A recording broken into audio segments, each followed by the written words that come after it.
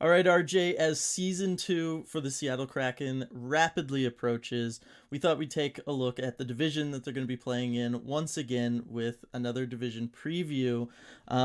Year two edition, we'll call it.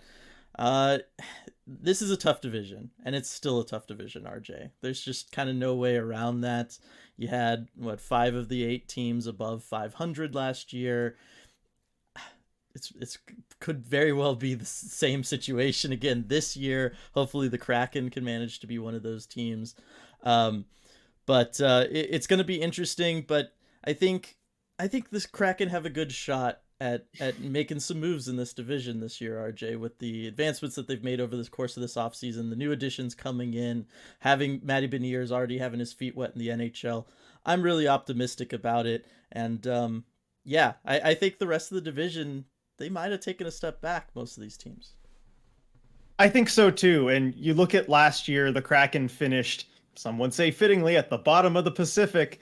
I think we're done with those jokes, hopefully, this year. But the Kraken did make a lot of new additions designed to get better right away.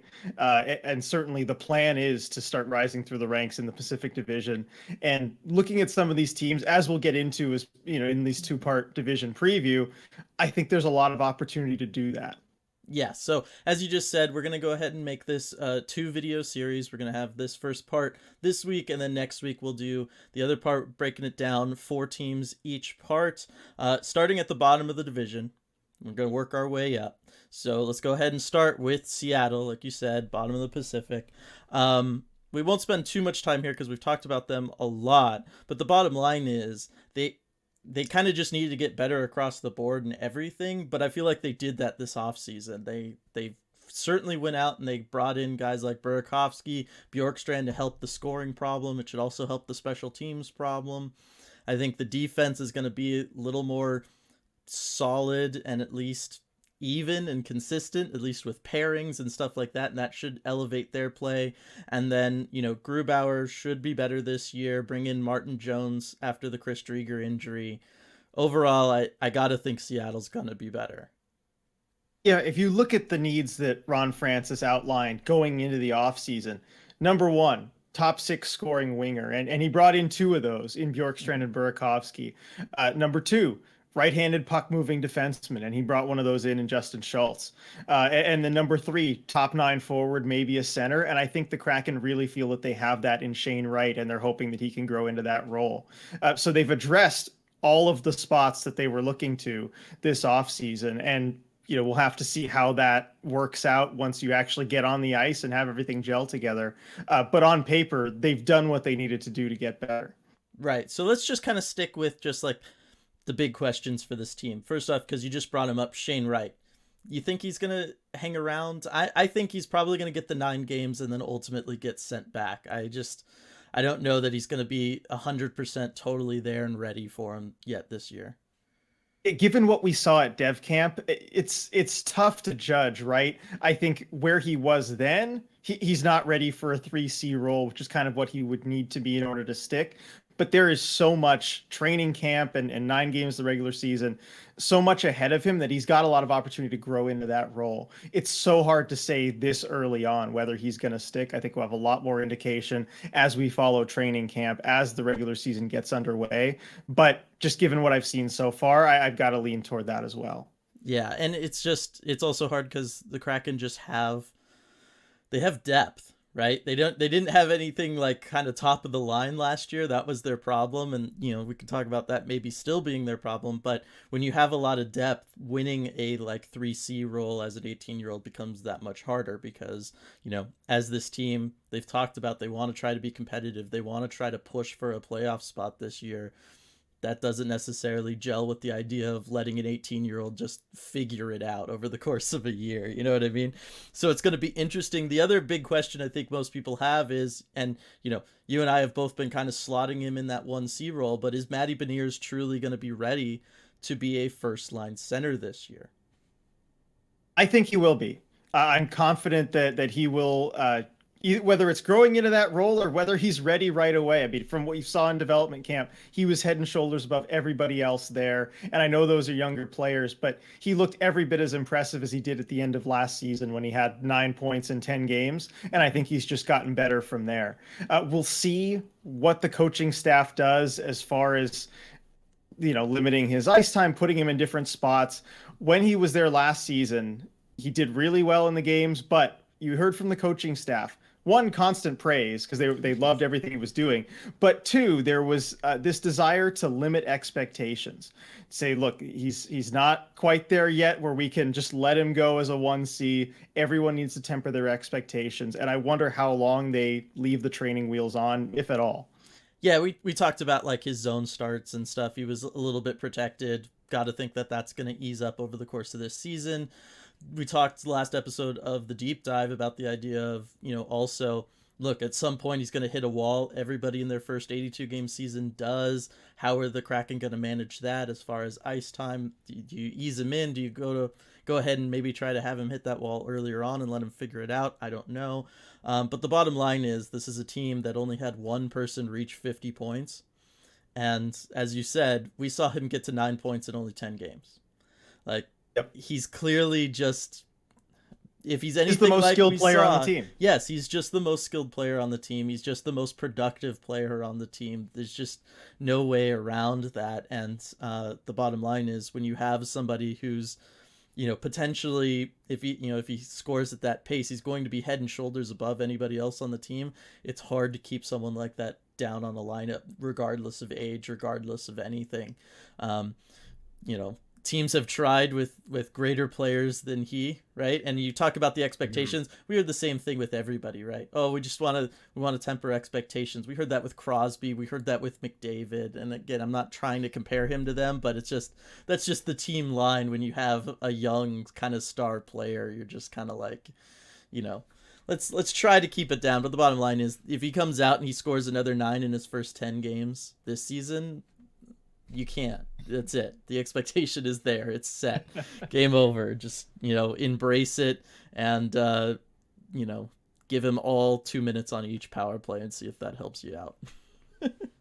Yep, exactly. And that's kind of my last question, is just special teams. Now we're going to talk about this on the next deep dive, kind of what they can do to fix the power play. But I feel like that's going to be the difference maker for the Seattle Kraken this year, as far as them being able to, basically win more games than they lose, is can they figure out special teams? I think goaltending has already kind of figured itself out, but if they cannot figure out how to score on the power play, they're just going to be destined for another, bottom of the division finish. They had some rough stretches on the power play last season, to the point where we were talking about it every night. It was costing them games, almost single-handedly costing them games. And that just can't continue this season, because they do have more talent. Yes, they should be better at 5-on-5, but at the end of the day, you can't afford to be going 3 weeks without a power play goal. That's just not something you can get away with in the NHL without dropping in the standings quite a bit. Special teams, I think on the PK, I'm confident that with the players that they have, and it got better toward the end of last season, I think the PK is going to be fine. The power play, again, we'll talk about that more in depth on the next deep dive, but they have some new players there. I know Ron Francis was very optimistic when he talked about Andrei Burakovsky taking on a bigger role on the top power play unit, something that he didn't really get to do in Colorado, but looked very promising on the second power play unit. We'll see where everyone slots out. I mean, Matty Beniers didn't necessarily kind of have a permanent spot toward the end of the season. We'll see where he goes. I think last season he was in that right board spot, right where Burakovsky is probably going to be. So they're going to have a lot of moving parts, and we'll see how they can put it all together.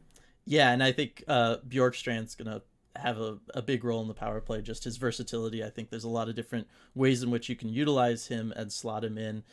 Really excited to see what he can bring. So as we said, this is a 2-part thing. At the end of part 2, we're going to list our predictions for how the division's going to finish out. So everybody make sure to subscribe to the channel so you don't miss that. And click the bell, icon for notifications. But along the way, what we're going to do is basically just compare, like, do we think Seattle is in a better spot and maybe a better team than this team? Obviously for Seattle, Yeah, I think they're as good as Seattle is. I think that's pretty hard to argue with. I'm not gonna debate that. All right, so let's go ahead and move on to the next team, which is the Anaheim Ducks. End of an era, RJ. Ryan Getzlaf, he's gone. What are we gonna do? Who are we gonna make fun of for being bald now? I know. I who do we have? I mean, do they have any bald players left on the team? Maybe Klingberg will shave his head just Yeah, because. that's needs to do it now. They need someone. He Yeah, needs. but Yeah, it's rough, the but career for Ryan Getzlaf. yeah, it was a fantastic career for him. Captaining that team for a very long time, obviously winning the Stanley Cup back in '07 with them, back when him and Perry and all those guys were little babies. It was so the little baby ducklings. Very cute. But this team is one that is going through a rebuild. Already has some amazing pieces in place. I guess we should start with Trevor Zegras just because he was the talk of everything with this team last year. I've kind of already said I think ultimately Mason McTavish is the 1C, long term for this team. But do you think that Trevor Zegras gets the chance to be the 1C this year, or do you think that's going to go to like a newcomer in Ryan Strome instead? I could see him get that chance early this season. I mean, you want to see what he can do. I don't think Mason McTavish gets thrust into that role No. right away. I think we're in agreement on that, Yes. despite becoming a Canadian legend over the offseason Mm-hmm. with that fantastic play in the World Juniors to win it for Canada. But yeah, I think Zegras could get a shot at it. I mean, let's let's be honest here. Despite the young talent, like this is not a team that's ready to compete for a playoff spot, and I No. think most people in the organization know that. And so Yes. you're going to try and get the best out of those young players, out of those young pieces, and really see what they could do. So I wouldn't be surprised to see Zegras get a shot at first line minutes, especially early on in the season, and then you can go from there. Yeah, and that's kind of what I would do. I feel like, you bring in a Ryan Strome. Ryan Strome, career wise, he's really always just been like a more complimentary piece anyway. Like I don't know that anybody really wants to, go out there with him as your first line center. You sign him to the long term deal at 5 years per. I think that also kind of tells you where they view him and where the league views him, just based on that figure. So yes, I think Zegras is going to get that chance.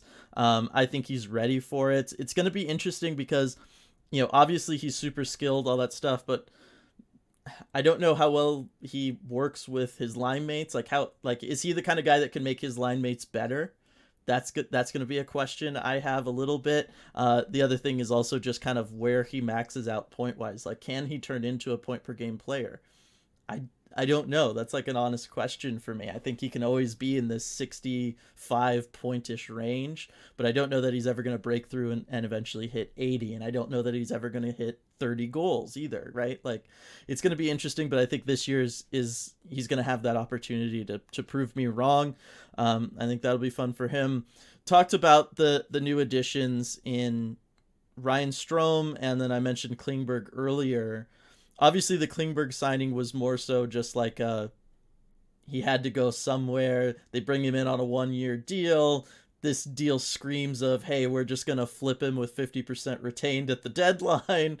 But like I said, Strome signed a little more long term. So based on those two moves, kind of how do you grade this Ducks offseason when really that's all that they did? I think given their situation, they did well. Strom is, I guess, clearly someone they see as part of their long-term future, signing him to a 5 year Mm-hmm. deal. I think he's going to go in and basically play wherever is needed. Yeah. You're going to hope Zegras can kind of go ahead and take that role. You're going to hope that McTavish can go ahead and take, another top six center role eventually. Mm-hmm. But until then, Ryan Strom is there for whatever you need. John Klingberg, I mean, that's just a great bit of business Yeah. by New Ducks GM Pat Verbeek. Like you can flip him at the deadline, or if things go surprisingly well, he's there to help you throughout maybe a playoff push. I don't think either of us see that coming, but it's great either way. That is a no lose deal. And you look at the Ducks blue line, it's kind of quietly pretty good. I mean, you still have Cam Fowler there, who's just a Mm-hmm. mainstay on the blue line. He's a steady presence. Kevin Shattenkirk, who is kind of flies under the radar now that he's in Anaheim, but he did really well the last couple seasons there. Yeah. Jamie Drysdale, I mean, he's kind of the third guy of those promising young stars for the Ducks coming to the league. Is he still only 20? I mean, how young is Yeah, he? he's But really young. so he's really young, but he is great and he's only getting better. And then you've got a couple, question marks like, Vakanainen maybe from the Bruins coming over in that Lindholm trade, Hmm. Dmitry Kulikov, just solid veteran presence, but it's not a bad blue line. And Klingberg really adds to that. Right, and then the question becomes, does what's up with John Gibson? Because talk about hitting a wall, he's just kind of gotten progressively worse these last couple seasons. He was for a long time, I would have argued the best goaltender in the NHL just because he was just a consistent, steady presence. I mean, this was a guy whose career save percentage for a little while was higher than Ken Dryden's. Like, you know what I mean? Like, he was like really playing at this sneaky elite level. He was just kind of buried over on the West Coast. Nobody took notice. But then by the time everybody took notice, he's kind of fallen off this cliff. And now you look at the last 3 seasons, 904 save percentage, 903, and then 904 again last year. Obviously the team in front of him hasn't been as good, but that to me is more than just the team in front of me is not good. That to me tells me that maybe he was getting overworked playing 55 plus games every year. Obviously injuries have been something that's cropped up for him pretty frequently throughout his career as well. You wonder if just maybe his body's starting to give out a little bit. I don't know. Do you think Gibson's capable of bouncing back? I think he's capable of it, but there's still a lot of question marks there. I mean, this is a goalie who I think he's kind of gotten by on his reputation and as far as the talk in league circles for the last little while, but he hasn't been good for 3 years. And normally, when a goalie's had 3 bad seasons in a row, we kind of stop talking about them as one of those elite goalies. But that's one of the things of playing in a market like Anaheim. Sometimes, the national media can tend to forget. But it could be a case also of just a veteran player who's on a team that's not very competitive. And, I don't want to say necessarily checking out a little bit, but it's the motivation isn't always there, and we've seen it from other veteran players, like a Drew Doughty when the Kings were bad, who wasn't very good, and then all of a sudden the Kings are competitive again this past season, and he has one of his best seasons that he's ever had. So it could be a case of that. It can be kind of demoralizing playing behind a team like that for 3 years, but I think he really has something to prove. Yeah, look, I think he can bounce back. I think he is definitely better than just being like sub 905 save percentages. I think though a bounce back probably brings him more so to 915, 910, like Yeah, somewhere more in league there. average. Yeah. And yeah, and he's more league average. I think gone are the days of him being at like 925 consistently. Like, you know what I mean? Like Yeah. that was just going to be hard to sustain no matter what anyway. But I think he's going to bounce back and be more league average. The this is the kind of in the opposite direction. We saw Troy Terry explode last year to the tune of I think 37 goals. Yeah, 37 Oh man. goals in 75 games, okay? Last year was the year of Troy Terry for this team. As much as Zegras kind of stole the spotlight with his show-stopping plays, Troy Terry was like the engine that was making this team go. 67 points in those 75 games. But he did a lot of that playing with Ryan Getzlaf. Ryan Getzlaf, obviously, one of the best distributors of the puck of all time. I mean, last year playing at whatever age he was, 36, 3 goals, 34 assists, right? That kind of sums up Ryan Getzlaf's career right there. Do we, is this just what Troy Terry is now at 24? He just kind of figured it out and he's just going to be a 35 plus goal scorer forever? Or is this, do you think maybe a little bit more of a fluke year for him? Well, this is something we were talking about early last season as Terry had that super hot start, as did the Mm-hmm. whole Ducks team. And we were talking about this like, okay, is he for real? Is this legit? What's going on here? And then I think we both got the chance to watch him a little bit more and really zero in on how he was scoring those goals. And that shot is special. Yeah. I think he's really figured out something with his wrist shot. I mean, it is so fast, absolutely lethal at beating goalies from those positions. And I think that he's not going to all of a sudden stop being able to get in those positions. Yes, having Ryan Getzlaf on your line helps, but I think there's enough talent on this Ducks team and enough talented distributors that he should be able to get into those spots consistently. Yeah, and I think part of this was he finally got ice time. I think that's a big part of it. Is just getting more opportunities because it allowed him to use that shot and be a little bit more of a volume shooter. That said, still only took 192 shots last year. I got to think that number is going to go up again this year. Probably not going to shoot at 19.3% again. I would be very surprised if he did. But let's say, kind of similar to what we talked about with Jerry McCann over the course of this offseason. Just turn into a volume shooter. If you can sustain at like a 12.5%, but you're taking like 250 shots, you're gonna be just fine. You're gonna score a lot of goals. I think his shot is legit. It's one of the best that I've seen just from a release and just pure speed standpoint. Like I just don't even know how a goaltender's supposed to react if he gets in close at all on you. So yeah, I don't know. 37 and 75 might be high for him, but I certainly think 30 is on the table for Troy Terry, and it'll be fun to see him, see who he kind of gels with. Is he going to be playing with a Strome who's a little bit more experienced, or will he be playing with a Zegras? And what does that dynamic look like for the two of them? It's going to be interesting. I think ultimately he'd look really good with Mason McTavish. I think their kind of style fits together because Troy Terry doesn't like to go to the slot a ton, which is interesting for someone who's going to score a lot of goals like this. But Mason McTavish kind of loves it there. So if McTavish can like draw in coverage to the slot, it could open up things outside for Troy Terry. It'd be interesting. I think ultimately Troy Terry might have had a larger explosion, and it wouldn't have taken till his age 24 season had Corey Perry stayed around. Because I feel like, Corey Perry, again, likes to kind of hang to the outside if he's not net front, but also just has this insanely special shot that, you're worried he's going to break the glass whenever he misses the net. I feel like Corey Perry could have helped, get Troy Terry here a little bit sooner had they been around each other. Yeah, overall, I think this Ducks team, they're in a rebuild. They know they're in a rebuild. But that being said, I mean, they are just set up for the future so perfectly.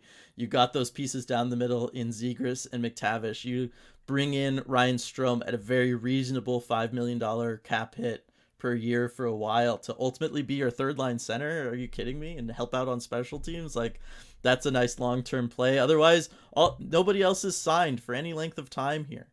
You know what I mean? You got Cam Fowler and John Gibson, and that's basically it.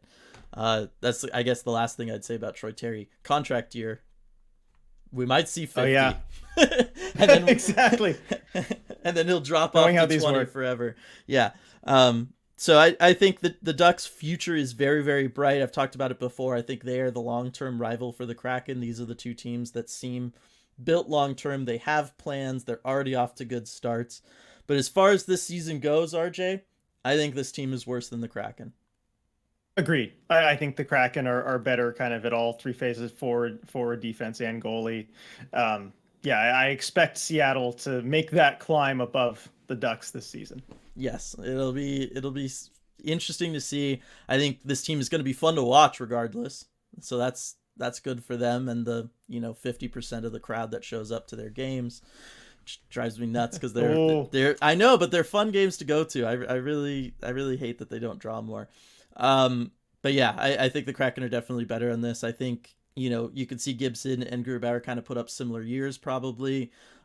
Ducks blue line might be better a little bit, but I just think forward wise, I don't know where the goals are really supposed to come from. And the depth is certainly not there up front for the Ducks the way the Kraken have. So going to be interesting for sure. Now, RJ, San Jose Sharks. It's time. Do you want to take the lead on this one? Do you want me to just kind of let you go? Sure, I'll go ahead and take the lead here. And the Sharks are a team that, if you've been watching us for a little while, you know that I'm familiar with. Mm-hmm. I grew up a Sharks fan, so I've kind of been following them and their journey here to mediocrity over the last few seasons. And it certainly continued over this past off season. Yeah, the Sharks, I think they had 77 points last season. So they're kind of right in that dead zone where you're not finishing with the top 5 pick, but you're not at all close to being a playoff contender. And this off season, I feel like they didn't really improve things. If anything, they maybe got a little worse. I mean, you look at the forward group, and behind Tomas Hertl, Timo Meyer, and Logan Couture, because those are kind of their three, big horses that they have. You kind of have this collection of nobodies. I just don't know where you get goal scoring from at all beyond those three. I mean, is Kevin LeBanc going to come back and be healthy all of a sudden and help you? That's a big question mark there. Is Thomas Bordeleau going to step up in a major way? I love the player long term, but I just don't see that happening this season. The forward group is really quite suspect to me, and they certainly can't afford an injury to one of those top three guys. On defense, you're losing your best defenseman in Brent Burns, and that's 26 plus minutes a night. You're going to have to get filled by someone else. And I mean, who have you brought in to do that? Eric Carlson's already kind of playing about as much as he comfortably can. Mark-Edouard Vlasic, if we're being honest, he's barely NHL level at this point. I mean, Mario Ferraro might end up averaging 26, 27 minutes the way that things are going. And again, I love the player, but he's no Brent Burns quite yet. Mm-hmm. And then in net, you have James Reimer and Kaapo Kakkonen. That's two dice rolls. Reimer, it's the dice roll that he can stay healthy and productive at age 34. He's a good goalie, but getting up there in years. And then Kakkonen, you're betting that he's an NHL level goalie.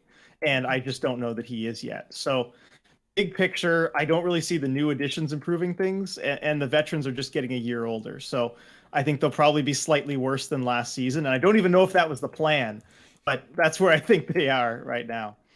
Yeah, I mean, I'm with you. I still just don't even know really what the plan is. Like, what is the plan long term? Obviously, at some point, you're going to have to either rebuild or try to build through a free agency at some point once some of the contracts come off the books. But that's a long ways away when you're looking at Vlasic and Carlson. It's a really crummy situation that the Sharks kind of find themselves in as, Logan Couture gets another year older. Right, he's 33 now. You wonder about something like that. Timo Meyer going into the last season on his contract. He's still going to be an RFA. It's going to be interesting to see what they decide to do with him. I almost wonder if they're. I guess this will be my first question to you, RJ. If they're really just bottoming out come trade deadline time, do you look at moving Meyer? I think you have to look at it, given that, yes, he is an RFA, but you also have the problem of his $10 million qualifying offer this offseason, which is something that Doug Wilson negotiated a few years back on this deal to keep the cap hit low during their contending years. But now all of a sudden you have to deal with it. And I think it's something you have to look at. And you could certainly make a case for moving him now. I know there were talks to move him this last offseason, before this one at the draft, perhaps. And that would have been selling low. And I think that would have been a mistake. But now you'd be selling high. And I think given where the team is at, you certainly have to explore it. But it just, you look at the moves that the Sharks have made. They were in a similar position with Tomas Hertl this past trade deadline, and they elected not to move him, sign him to an 8-year extension, which again didn't seem to make a lot of sense for where the team was. So I just don't know what they're going to do. And of course, you have a new GM in Mike Greer, who's been making the decisions, and it's kind of hard to get a read on what he's going for as far as the plan, because I think the organization is not going to accept a rebuild. I think they're going to have to be forced into it, essentially. Mm-hmm. And Greer, you could argue, looking at the results of this team, that maybe he's okay trying to make them a little bit worse, and you're going to contend for Connor Bedard, and that's the deal. But then some of the other moves you make, trading draft picks, assets to bring in a guy like Luke Cunnin. It just doesn't, keeping James Reimer over, say, an Aiden Hill, versus you could probably get a good return, get some capital for Reimer. I think there would have been some value there, rather than just moving Aiden Hill for a 4th-round pick. If you're trying to get worse and get a good draft pick, I don't know why you make those moves. So I don't know what the plan is, basically. Yeah, I think the plan will make itself clear come trade deadline time, but I think you're right. It might be that their hand is going to be forced based on how the team is performing. I guess worst case scenario for the Sharks is that they're just under 500 come trade deadline time, and they have no idea what to do with that. But yes, it's a really tough spot. This might be the worst kind of forward group that we're going to look at this whole division preview. if we're being honest, right? Like you said, after those top three guys, you're talking about a Luke Cunnin, or last year, the top goal scorer outside of the Hurdle, Meyer, Couture group was Nick Bonino. I love Nick Bonino, Penguins legend for that Stanley Cup final goal. But you cannot have Nick Bonino be your fourth highest goal scorer if you want to be a playoff team. Like, it'll never happen. Like, I'm sorry. It's just not the way it is. So yeah, I don't know. Like, there's lots of guys in this group that I like. I like Barabanov. He's a good player. I do too. He's not going to be a 20 goal scorer. Like, he's not going to help you win a ton of games. He's more of the kind of guy that, like, you bring into a contending team and he might help you in the playoffs doing all the little things, right? I agree. I think Borlow's going to be a really good player at some point. I don't know that it's going to be this year. And even still, I don't know that he would totally contribute in the goal scoring category. You mentioned losing Brent Burns. Forget about losing your best, defenseman, arguably the Sharks' best player, right? Just as far as there are nights where you'd see he could just take over a game, or he could just kind of put his foot in the ground and say, no, we're not going to lose this one. You know what I mean? Or he'd just turn it on offensively and he'd just drive the net sometime and score a big goal for them or something. And it's just losing that, and losing the leadership that he brings in the locker room, losing the conditioning and everything that he does for himself and the example that sets, you know what I mean, for everybody else in the locker room. I think the loss there is going to be greater than just on the ice. And I think we're going to see that probably pretty soon in the season. And then, yeah, overall, just defensively, it's a group. We can say that. It's a group. They are defensemen. They are defensemen, some of which definitely are NHL players. And that's kind of all you can say about it. So it's really tough. I look at this and yeah, I'm like trying to come up with like good questions to ask you, kind of like we did with the Ducks of the Kraken, and there just kind of isn't, right? Because it's just ultimately it's uninspiring. It's an uninspiring really team. You look for avenues that they have, paths that they have to maybe being a playoff contender, or a playoff team, or on that bubble even, and I just don't see how they get there. I mean, if Hurdle, Couture, Meyer, certainly if Hurdle and Meyer just score at insane clips, like we're talking both of them 35 plus goals, Couture just, awesome two-way play. He gets to like 65 points too, right? And he's really good defensively. That'll get you close to playoff, just because that'll just win you games some nights. But you're not going to be a playoff team. Like, that just kind of puts you in that no man's land of, we're not good enough to be a playoff team, and certainly not good enough to do anything in the playoffs. But they're kind of keeping our head above water just enough that we can't, say we're going to rebuild or tear it down. Right. Yeah. Now, one player that I think we should mention before we finish with the Sharks, because he's kind of the reason, acquiring him was kind of the reason that everything is how it is right now. And that's Erik Carlson. Yeah. And with Brent Burns gone, Carlson's going to have to be the guy on defense. And he was a little bit better last season. I mean, he's had his ups and downs since coming to the Sharks. Yes. Ultimately hasn't been able to stay healthy or really be his former self. But do you see him stepping up at all? Do you see an avenue there? Because I know you were one of the biggest Erik Carlson fans, of anyone I knew when he was at the height of his powers, and you would always tell me this guy is even more special than he gets credit for. Do you see even returning to a fraction of that enough to help the Sharks blue line get by? I don't know. It's hard. He's a player that you can definitively point your finger to pre and post injuries and say the injuries just took something away from him, right? Like the magic just isn't there. The skating, like that was so much of what made him work in Ottawa, was just elite skating ability, that he could just get away with anything he wanted to do. He could skate through all five members of the opposing team and make a move happen. And it allowed him to take advantage of what he was able to see with his excellent vision.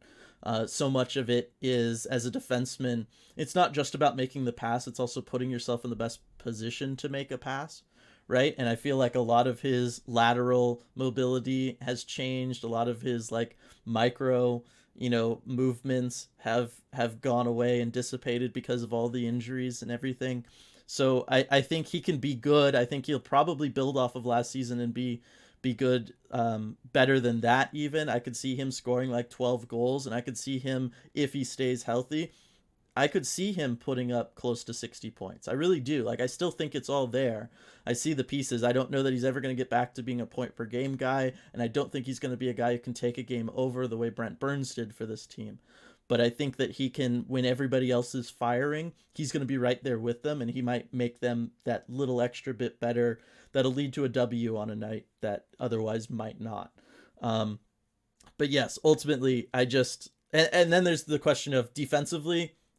I mean, he was, the thing that made him special defensively was just he could, if the puck was loose around him, he would grab it and skate it away, right? Like that was how he played defense. He can't really do that anymore. So again, it's that quickness, it's that first step kind of thing that isn't quite there anymore for him. And so I don't know how helpful he's going to be defensively. He's certainly not going to fill Brent Burns' shoes there.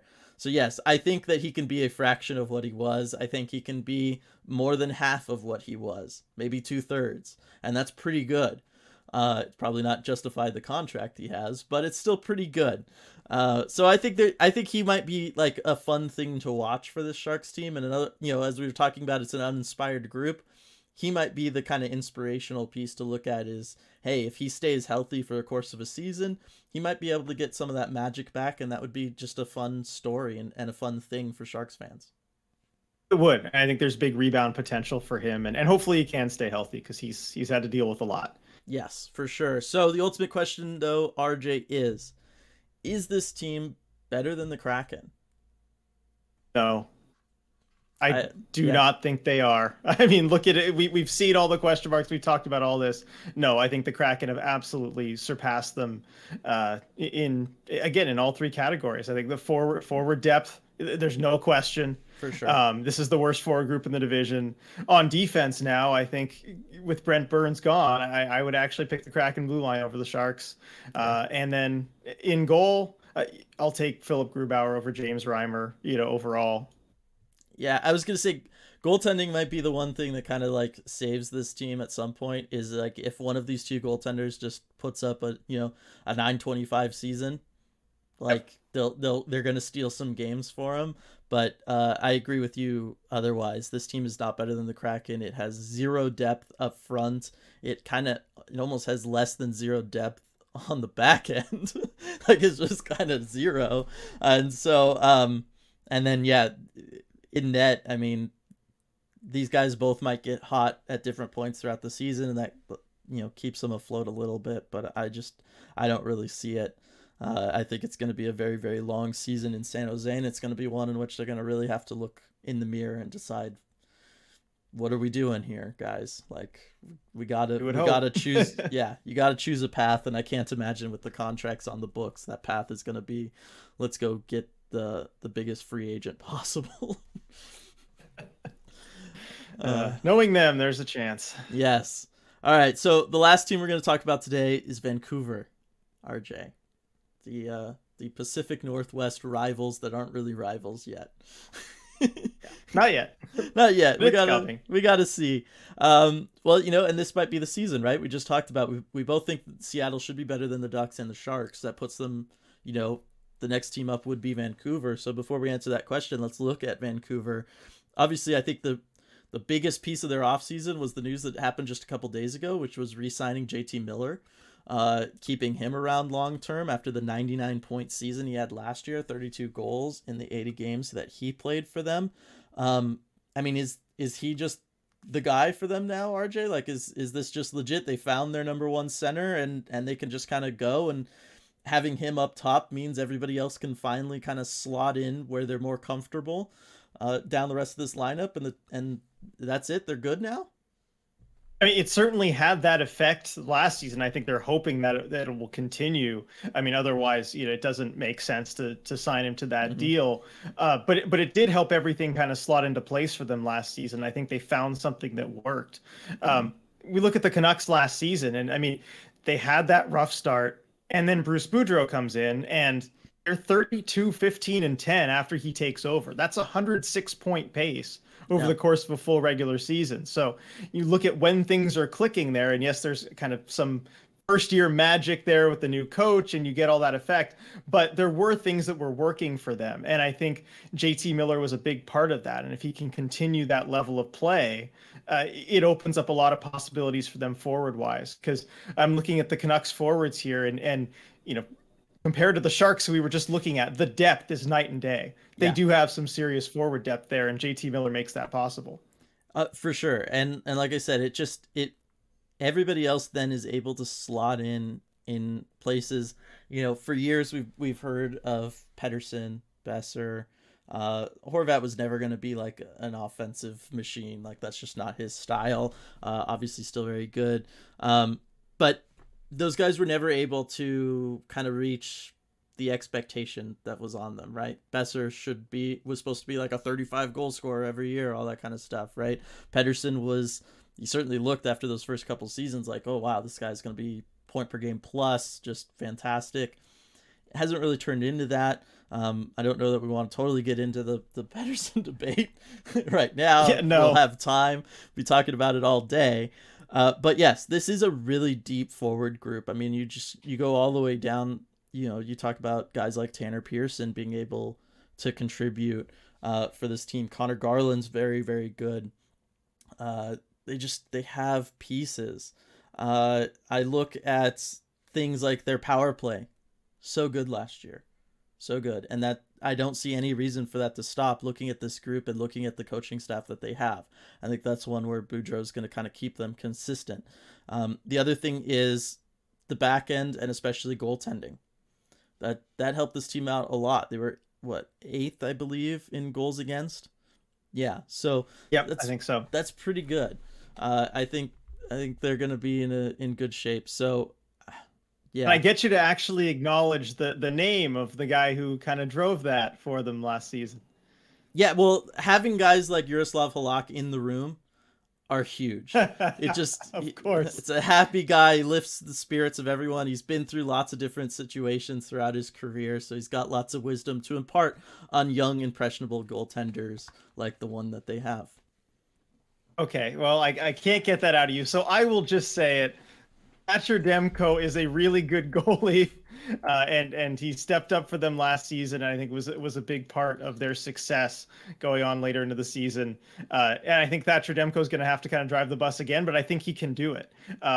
Looking behind him, though, that's one of my big question marks for the Canucks. If something were to happen to Thatcher Demko, you've got Spencer Martin, Michael DiPietro, Artur Silovs. One of those guys is going to have to step up, and that's a real big question mark for me. But I have a lot of confidence in Thatcher Demko. Yeah, Thatcher Demko, he obviously played better than I thought he was going to last year. I kind of thought he was going to fall off. It's going to be interesting. Yes, I don't think you really want to be playing him 64 games a season. Like at some point, you'll run into the John Gibson problem like we were talking about, and this guy's going to fall off a cliff in a big way. You can't do that. I also think that it doesn't... Well, maybe he can survive it given his style is very much just, I'm going to be big and in the way. Like, he's capable of making the big athletic saves, but this is also a goaltender that, he had a phenomenal year last year, but it was only a .915 save percentage and he only had one shutout, right? Like, he's like a really good goaltender who's going to keep you in every single game solid, but he's not going to ever take over the game and steal one for you. You know what I mean? Like, I kind of feel like that's the Golden Knights, but yeah. I know. But that's kind of where I'm at with him. Will be interesting to see. I think he's the best version of Martin Jones possible, I guess is what I'm ultimately saying. I mean, hey, the best version of Martin Jones, the actual Martin Jones, good. Got the Sharks to a Cup final. Exactly. So that you can all that's the highest compliment I'm going to give Thatcher Demko right now. But I know. So they're totally fine on the back end. I think offensively things should just get better. Being in the second full season of the Boudreau offense, I know I talked last year about Boudreau's coaching style overall. At some point, the magic wears off in a big way. Guys just stop liking him, and it always ends up messy. But that doesn't happen year 2. So I think Vancouver's probably fine there. Up front, I don't know. This team is it's just really deep. You look at the fact that you had 3 goal scorers last year, and then you had Besser with 23. I think you could probably have him and Horvat kind of switch maybe a little bit, but I think Connor Garland's certainly capable of getting of scoring higher than 19 goals, especially if his shooting percentage rises to be double digits. I mean, this could be a team that could easily have 5, 20, 25 plus goal scorers on it. I could That's see not that. bad. No, it's not. It's a solid forward group. I mean, where I have questions about them is on the blue line. And this Mm-hmm. is kind of the same concern that I always have with the Canucks, really the last few years. They're Mm-hmm. capable of doing some impressive things in the regular season if everything breaks right because of that forward group. But looking at their blue line, it just doesn't inspire any confidence for me. And certainly from a depth perspective, Quinn Hughes, great player. But beyond him, Oliver Ekman-Larsson, I will admit, he had a great season Really last good, year. yeah. He bounced back in a way that I didn't think he could after those years in Arizona where he wasn't great, but he's getting older. How much longer do you expect him to sustain that? I don't know. That's a question mark for me. Tyler Myers, Chaos Giraffe is going to do what he does. I've been a proponent of just moving him to forward. I think that'd be fun. But Luke Shen is a solid, steady presence, but he's Yes. not gonna, he's not gonna wow anyone. And then Tucker Poolman, I think everyone in Vancouver's probably regretting that free agent signing. And just beyond that, like they brought in Travis Dermott. I mean, that could be a solid bottom pairing kind of addition. But I'm the blue line doesn't wow me. I get that. I really do. I think OEL has it in him. This is Jeff Carter 2.0, right?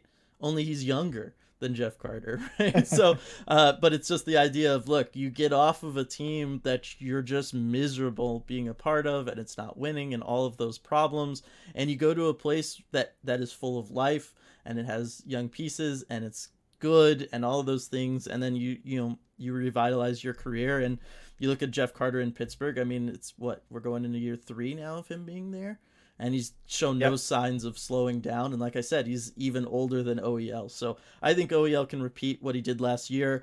I think he kind of proved something to me, which was, hey, he's not just an offensive guy. Like he was kind of the guy they leaned on a lot defensively, and he rewarded them with that. And so I think that's huge for them if he can repeat that again this year, because obviously you don't want, those aren't the situations you want Quinn Hughes in a lot. You're not maximizing what you can out of him there. I agree with you on Tyler Myers. It's just kind of whatever. Like you kind of just play him like, if you keep him at defense at D, you just play him like he's a middle tier defender, and what happens. Like, it's just weird that there's a player that's like that. I think Dermott and Shen round out this defense enough for me. I think it's enough. I think with Thatcher Demko and his style, it's enough. Are they going to be top 10 in goals against again this year? Maybe not, but they're going to be top half of the league, and with the offense that they have, that's totally enough. Yeah, certainly if they can keep the offense clicking the way it was, it all kind of works out, and it plays off of each other well. They've built the team well Mm-hmm. to kind of maximize the strengths and minimize the deficiencies. Yeah, exactly. Big, I guess, like the big addition for me. What's Ilya Mikheyev going to look like? What kind Exactly, what yeah. kind of situations are they going to put him in? Because he's a really good, he's good on the PK. He does all the little things right, but you sign him to a bigger deal. I think they're hoping for some more offensive output there. Agreed. And he had a breakout season last year with the Leafs. I mean, Yep. scoring 20 goals in about 50 games. And, Yeah. that's definitely impressive. I think he's certainly a candidate for some shooting percentage regression. Just a little. If you look at, shooting 14.3% after, 8% and 6% in his previous 2 seasons. He's another case where I like the player, but I think those numbers aren't necessarily sustainable. Mm-hmm. He might get a little bit more ice time in Vancouver, but I still think he's one of those guys who's best suited for that situational role. Play him a lot on the PK. I mean, I think for my money, he was the best penalty killer in the NHL last season. Yeah. I mean, he was fantastic on the PK, really turning that Leafs group into a power kill, in the true sense, and that he could score and was so dangerous with the puck. I'm sure he'll be used in a similar role there, Yes. killing penalties in Vancouver. But he's also just a really good depth forward you can slot in anywhere. And like we talked about with JT Miller, having all the pieces slot into place, Mikheyev is a great piece that you can kind of put anywhere. You need a little bit of extra speed, maybe a middle six guy who can also score for you. Yeah, and PK was really kind of the only black mark the Canucks had last year. As you look at everything, right? They scored goals just about league average. They were good in goals against. They had an above average power play, but the PK lagged behind. And I think just the addition of him kind of helps elevates that probably to a league average group. I think he is that good, and I think they're going to lean so heavily on him that I think that that's possible. And so all of a sudden you get that PK up, you add his kind of depth scoring, because I still think he's good for 10 to 15 goals probably. And this team is really good. I mean, this team, it would not surprise me if this team made the playoffs. I fully expect them to be competing for a playoff spot late into the season this year. Agreed. I think they'll be right in that mix, kind of like they were this past season. The journey there might look a little different than it did this last season, but I think they'll be in the mix until the end, and it's going to be tough. So we're talking about, I think it's time to get to the question of, Yep. Are they better than the Kraken? And for the first time in this video, I got to say, I think they are. They've proven more to me as far as what that roster has. The Kraken have a lot of question marks as far as improving everything.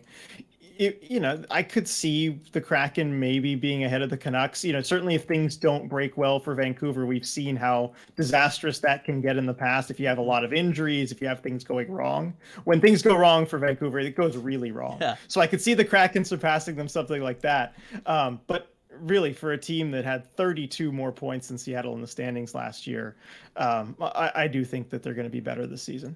Yeah, I mean, it's a team that had 32 more points in the standings, and I think, Vancouver got better. Seattle definitely got better. Vancouver also got better, and I think that it's just they're too good. I think, goaltending wise, I think Vancouver probably gets the nod there. I don't know that it'll be a huge nod, but they get the nod there. Blue line, kind of a wash, I think, ultimately. But then forward wise, I think Vancouver, they certainly match the idea of depth. I think their depth is probably better. It's probably going to be more productive from a goal scoring standpoint, Vancouver's depth, than the Kraken's. And then just top of the line, I mean, the fact that we're talking about potentially 5 guys that are going to be 25 plus goal scorers, I don't know that we could say that about Seattle, realistically. I don't think we can. I think Seattle has guys that have that potential in them. I don't know that they'd all figure it out all at the same time. You know what I mean? I don't know that that's realistic, where I think that that's very realistic for the Vancouver Canucks. So I agree. I think Vancouver's going to be better than the Seattle Kraken this year. And yeah, it's going to be a little unfortunate having the other Pacific Northwest team be that good, but long term, I don't know that they're going to stay that good. They still, Jim Benning was in charge of this team for a long time. He laid the foundation for a lot of this stuff. Yeah. We'll see that pay its dividends in a little bit. Exactly. But this was a really fun first part of our 2022-2023 Pacific Division previews. It's still the Pacific Division. Are we back to being the Honda West? Oh, please no. Stick with the Pacific. Stick with the Pacific Division. This is a great first episode, I feel like, of this RJ. Great first part. As I said earlier, everybody, make sure you subscribe to the channel so that you don't miss part 2, which will come out same time next week. And until then, everybody, gonna say see you next time, and happy birthday, Mom.